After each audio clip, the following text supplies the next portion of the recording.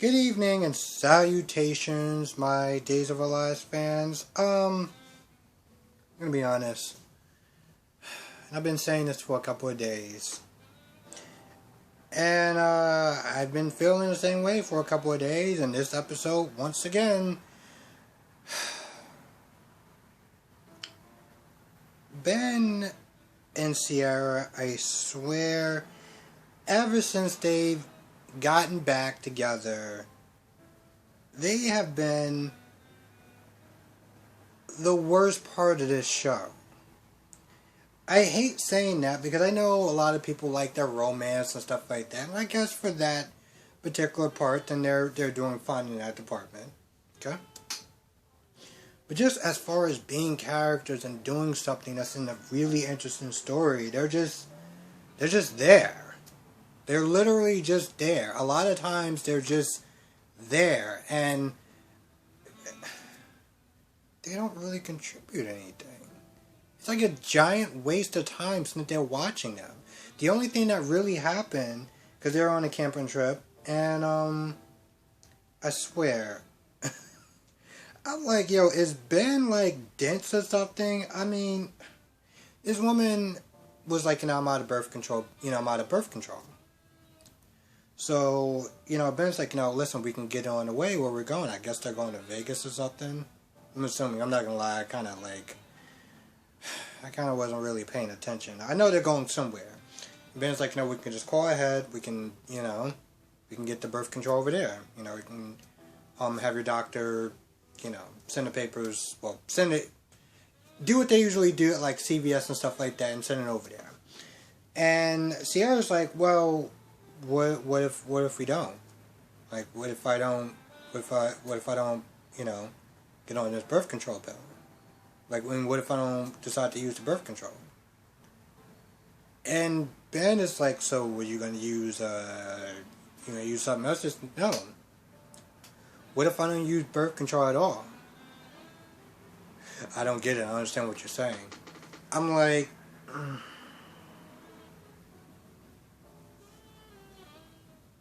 I'm literally looking at this guy like, you can't, you can't be this dumb. It's just not possible. And she laughed, and it's like she literally had to sit there and spell it out, like, she wants to get pregnant. He has this look in his face, this shock look. And I don't know if he's happy about it or whatever. I'm assuming he's going to be happy about it. I'm just like, bro, if she talked to you any slower,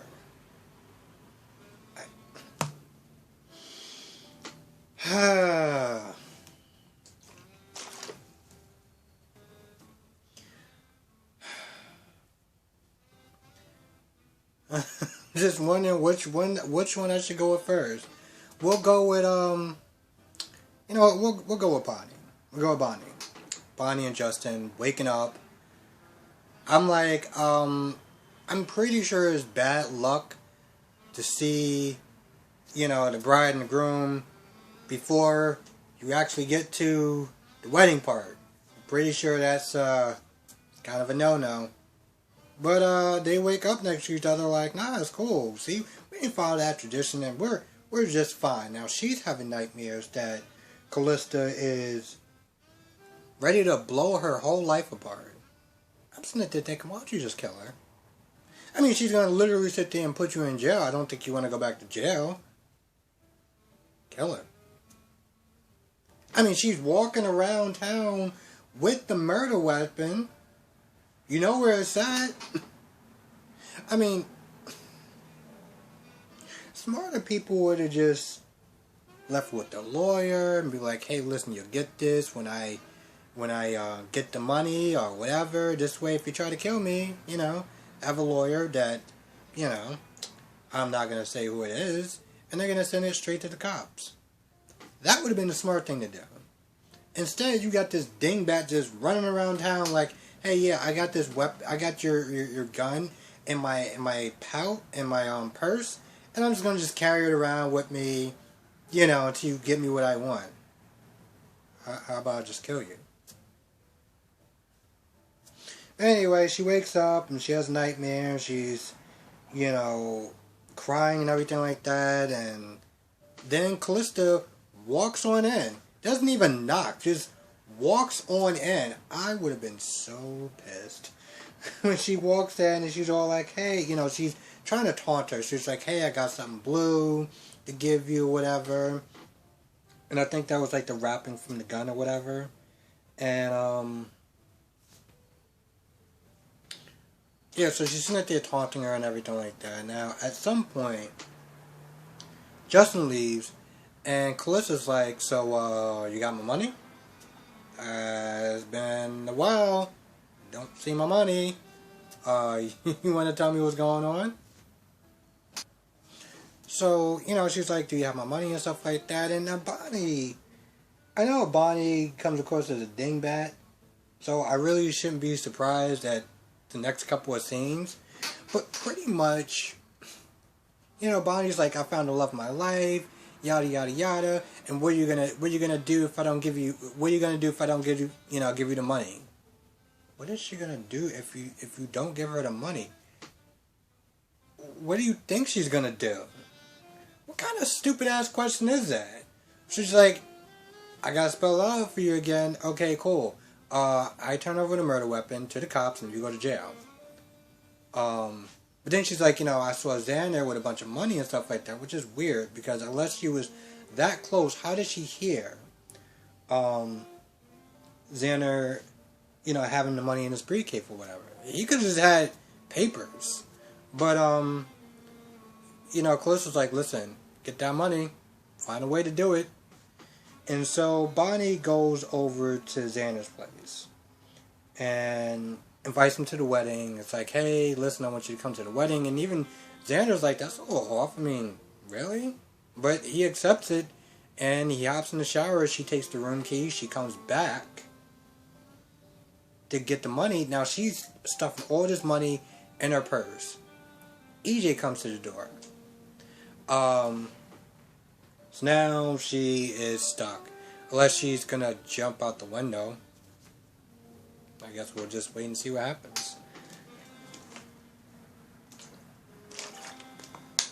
Now, Xander's waking up thinking about his night of passion. To be honest, I'm surprised he didn't decide to.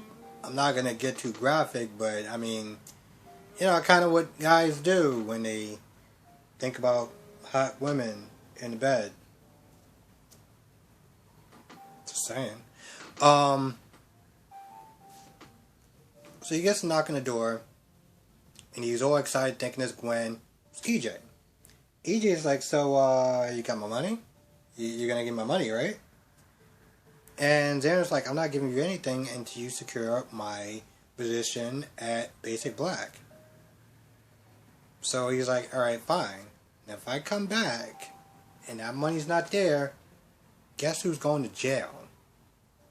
Pretty sure if he doesn't go to jail, he's going to kill him. Just based on principle. So he goes to Nicole's. And he's like, so, here's the thing. I want Xander to work here again. She's like, absolutely not. No way in hell. And she points out to the fact that, like, in her contract, that she has autonomy over the staff or whatever, that she gets to choose and hire and fire and whatever. Like, I understand that you are above me, but it's in my contract. At this point, EJ, he started playing ball. And he's just like, listen, if you don't do it. Well, at first, he tells her the reason why. He's like, yo, listen, I don't want Samantha and Xander to win. So I need to sit there and correct the mistake. And you're going to make that happen so this way Xander can give me the money back once he gets his job back.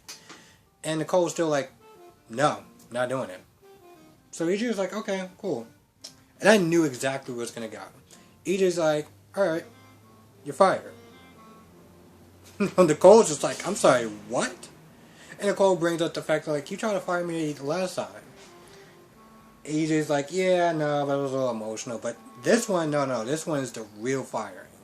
Like, if you really don't sign this contract to get him back here, you're fired.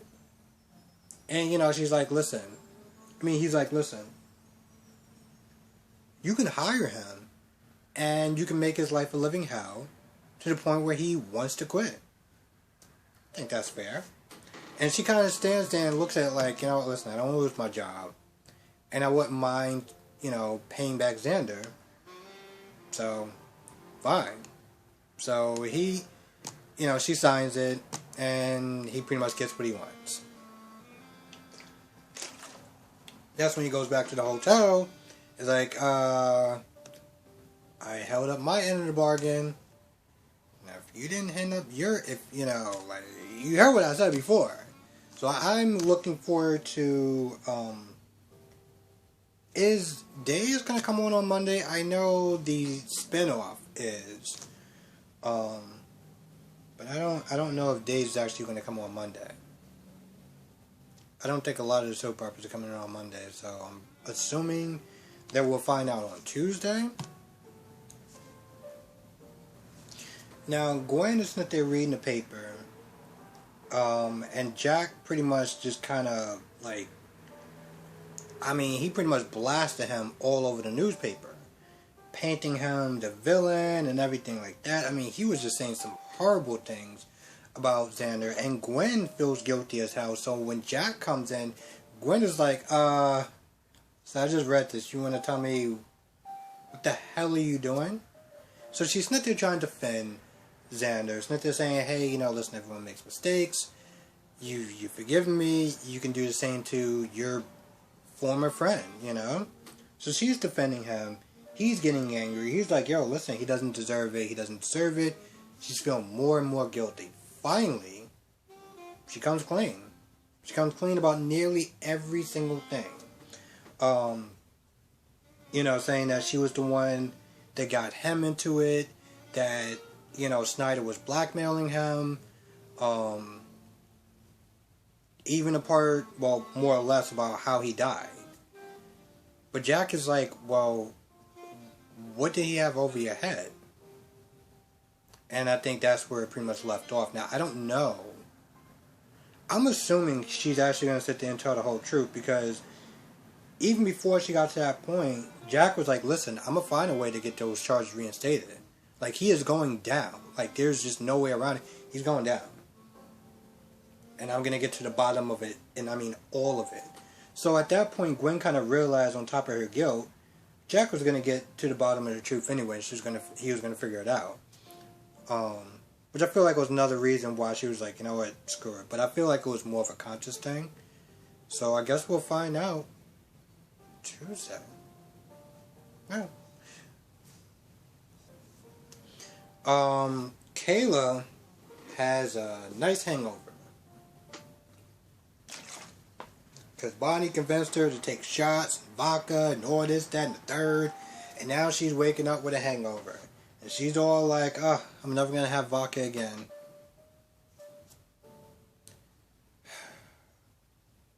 It's the funny thing about drinking. You get that hangover, and you're just like, I'm never doing it again. Like, I'm never going to sit there and drink again. Until you start drinking, and then you loosen up, and it's all fun and good, and you just totally forgot about why you swerved drinking into the next day. So I actually found that pretty funny. Especially considering me and my friend's birthday last couple weeks ago. And I was like, I'm not doing this. And the weekend after, did it again. But anyway, Kayla is basically sitting there telling Steve that, you know, there was something off about Bonnie. You know, like Bonnie had something she wanted to get off her chest. She wasn't herself. Every time she started trying to talk about whatever was that was bothering her, she just kept drinking. You know? Though, like, it's not cold feet, but, you know, Kayla knew that there was something off. So, you know, she knows that Bonnie's supposed to be coming over there to get makeup and everything like that, and, you know, Steve is going to go down there to Justin to make sure that everything is copacetic for his, his big day. So Steve leaves. He comes over to Bonnie's. Now Bonnie's not there talking. He comes over to Justin's, and before that, not Bonnie, that damn wig, or a hairstyle. This woman, Callista. Oh, by the way, I found it really funny. The scene between Steve and Kayla, since they're talking about Harrison Ford, making the Ally McBeal joke. Like, I found that really funny, especially when I knew what the joke was. But Callista's not there talking to Justin, just getting smashed. I'm like, sweetheart, you might want to slow down a little bit on the alcohol. They have a quick chat. Nothing, I think, really of importance happens, but Steve comes over there, and automatically, Callista's not there trying to flirt with him. Justin comes over to Steve and Kayla's place, because she forgot her. Well, Bonnie apparently forgot her makeup bag, so he comes over there. Which I was just like, dude, y'all just don't care about tradition. It's all, granted, the whole wedding was going to go downhill anyway, but, I'm pretty sure somebody's going to sit there and say, well, it's because they saw each other, before the wedding, and that's why. No, it's not. But he gets over there, it's like Bonnie forgot her makeup, her makeup bag, and Kayla was like, she ain't here. Of course, she is at Danner's place, and they're trying to steal $1 million, which, I'm not gonna lie, somehow that worked. You're looking at her putting the money in the briefcase. I'm sitting there thinking at any point, Xander could just walk on out, which I was expecting, but looking at my watch, I'm like, she may actually do it. She may actually get away with this money. Which, by the way, I find very laughable.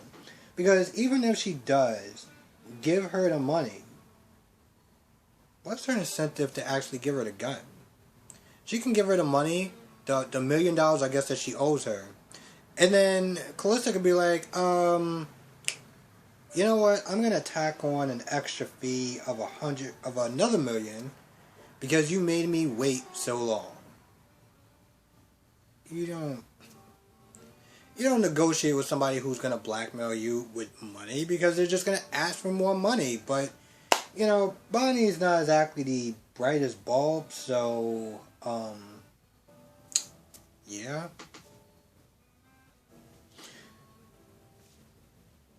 I think that's about it.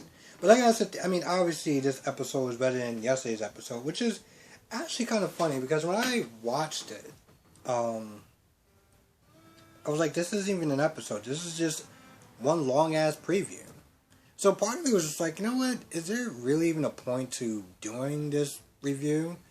And of course I saw the numbers, and I was like, damn. I guess people didn't even bother to sit there and watch because they knew it wasn't even an actual episode. But yeah, no, this episode is a lot better than the yesterday's episode.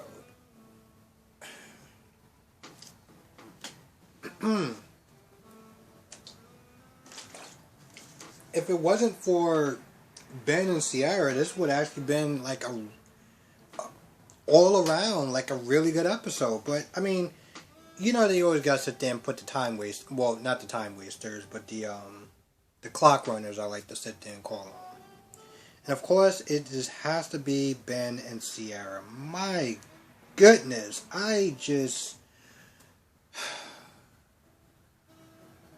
the sad thing is that I don't even really hate these characters, Like, they're not annoying. They're not, annoying like how Chanel was when she first got there. They're just boring. Just absolutely boring. And I know they're going to be in the spinoff or whatever, at least for a week. I hope that they actually get into something, like they do something, because my goodness. When I'm looking at my phone, more than, not the episode, but specific scenes with them in it, that's a problem. Now again, if you're there for the, really, if you're there for, you know, you like them together and you find them cute together, then you're going to get exactly what you want. It's just, for me personally, I wish they would actually do something. It's almost as though like they have their own little spin-off or something, you know. They're not really have another great exciting storyline lined up. I mean, hell, they were annoying as hell when Ciara didn't remember and she was acting all bitchy and Ben was being a creep and just being extremely desperate. But at least they actually had a story. Like, at least it was building towards something. It's like we're at the end now and it's just like, alright, I mean it's cool you guys are back together.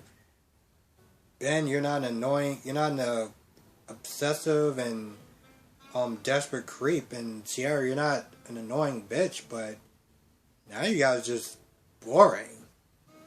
And in a way, I almost actually find that worse. Anyway, with that being said, I think that's about it. I'm going to get ready to get going. I want to thank everyone for watching. Be safe. Let me know what your thoughts are in the comment section below. I'll see you in the next video.